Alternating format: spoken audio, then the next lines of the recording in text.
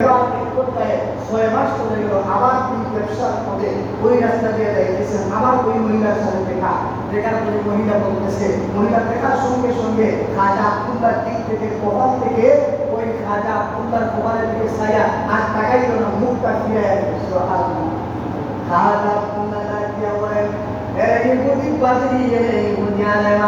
ওই দিন তো আমাকে বিভাগের প্রস্তাব দিয়েছে না, কিন্তু আজকে আমার দিকে তাকাও না, কারণ কি? ওই মহিলা ডাকিয়া বলে, আমাদের তাওরাত কিতাব যখন খুলি খাজা আব্দুল্লাহ আমার কিতাবের মধ্যে পাইলাম মক্কার জমিনে একদম নবী দুনিয়ার জমিনে তাসবিহ আনলেন, সেই নবী পিতার নাম হইয়া আব্দুল্লাহ আর সেই নবীর মাতার নাম হইয়া আমেনা। কিন্তু আমি এটা মনে করেছিলাম, আমি যখন তোমার কপালের দিকে তাকাইতেছিলাম, আমার তাওরাত কিতাব অনুযায়ী আমি দেখলাম তোমার কপালের মধ্যে ওই মুবারক ওই দিন দেখা যায়। কিন্তু আজকে যখন তোমার দিকে তাকাইলাম, আমি দেখি ওই মুবারক তোমার কপালের মধ্যে দেখা যায় না, তোমার মুবারক কোথায় গেল? মনে হয় তুমি বিবাহ মনে আবদ্ধ হয়ে গেছো। খাজা আব্দুল তারিফ করেন, অবশ্যই আমি বিবাহ করেছি মক্কার জমিনে, সালাম বড় হযরতে আমেনা। সুবহানাল্লাহ। এরপর আল্লাহ রাসূল দুনিয়ার জমিনে তাশরীফ আনলেন, এসে গেলেন। আসার পরে রাসূলুল্লাহ সাল্লাল্লাহু আলাইহি ওয়াসাল্লামের আগমনে মক্কার জমিন থেকে শুধু শাম দেশের যে রাষ্ট্র পাশাপাশি মূর্তি 360টা মূর্তি ছিল। রাসূল আসার সাথে সাথে ওই 360টা মূর্তি বসে বসে দুনিয়ার জমিনে পড়ে গেছে। এটা ছিল রাসূলুল্লাহর প্রথম মুজিজা।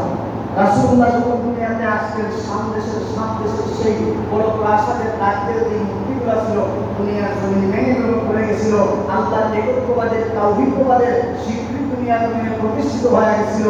যার কারণে রাসূলুল্লাহ সাল্লাল্লাহু আলাইহি ওয়াসাল্লাম ছিলেন দুনিয়া এবং আখিরাত ইহজগৎ পরজগৎ সমস্ত জগতের জন্য আল্লাহ রাব্বুল আলামিন নিজে বলতেছেন, ওয়া আরসালনাকা ইল্লা রাহমাতাল লিল আলামিন। এই নবীকে আসমানের জন্য নয়, জমিনের জন্য নয়, গাছের জন্য নয়, পাহাড়ের জন্য নয়, পর্বতের জন্য নয়, আমি আল্লাহ গোটা জাহানের জন্য রহমত বানায়া দুনিয়ার জন্য পাঠিয়ে দিলাম। সুবহানাল্লাহ। এই নবীকে যারা ভালোবাসে, কোরআন থেকে একটা আয়াত কারিমা তেলাওয়াত করেছিলাম, আল্লাহ বলতেছেন এই নবীর পক্ষে যারা থাকবে, এই নবীকে যারা ভালোবাসবে, এদের জন্য দুনিয়া এবং কবরের জিন্দেগিতে 3টা পুরস্কার আমি আল্লাহ দিয়ে দেব। সুবহানাল্লাহ। সর্বপ্রথম কথা আমার আল্লাহ ডাকিয়া বলেন, ওয়া মান ইউতি'আল্লাহ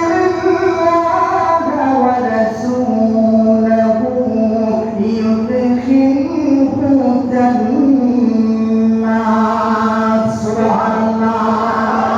আল্লাহ ডাকিয়া বলেন, দুনিয়ার মানুষেরা আমার ওই নবীর সাথে যদি তোমরা ভালোবাসার সম্পর্ক লাগাও, আমার ওই নবীর সাথে যদি তোমরা মহব্বতের সম্পর্ক লাগাও, যখন তোমার পিতা, তোমার মাতা, তোমার ভাই, তোমার আত্মীয়স্বজন সাদা কাপড়ের মধ্যে পড়াইয়া জানাজার নামাজ পড়িয়া কবরের মধ্যে যায় তোমার লাশ মুবারক লাগবে, আমি রাসূলুল্লাহ, আমি আল্লাহ রাব্বুল আলামিন সঙ্গে সঙ্গে তোমার ওই লাশটাকে ইউদখিলহু জান্নাত, জান্নাতের বাগানের মধ্যে ঢুকাইয়া দিতে দেরি করব না।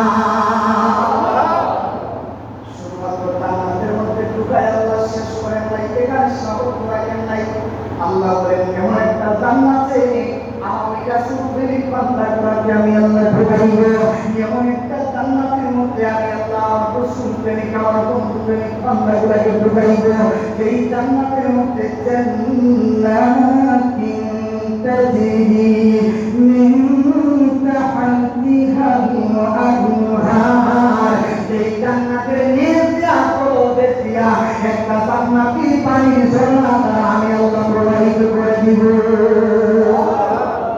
দুনিয়াতে আমরা পানি যদি খাই, একবার খাই, বিকালবেলা সকালবেলায় খাই, বিকালবেলায় তৃষ্ণা লেগে যায়, 1 ঘন্টা ধরে তৃষ্ণা লেগে যায়। আমার আল্লাহ বলেন, দুনিয়ার মানুষেরা এই জান্নাতের মধ্যে তোমাদেরকে ঢুকাইবার এই নহরটা জান্নাতের কোণে দিয়া দিব, ওই জান্নাতের পানি যদি একবার তোমার গলার মধ্যে ধাবিত করতে পারো, আমি আল্লাহ ঘোষণা দিলাম কিয়ামতের বিচার ঘোষণা পর্যন্ত আর কোনদিন তোমার গলার মধ্যে পানির পিপাসা আমি আল্লাহ লাগাইব না।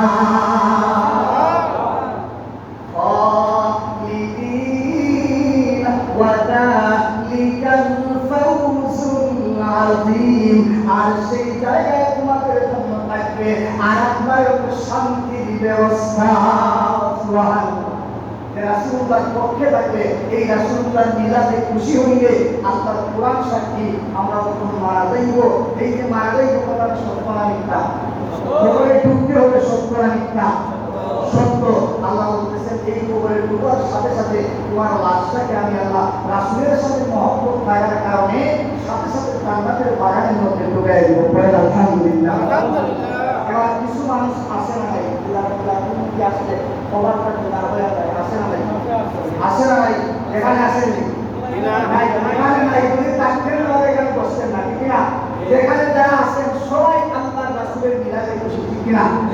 কিন্তু তারা রাসূলের মিলাদে খুশি করে যান, তাদের জন্য আল্লাহ কোরআনে এখানে আয়াত আল্লাহ দিয়েছেন। আছে না ভাই? আমার আল্লাহ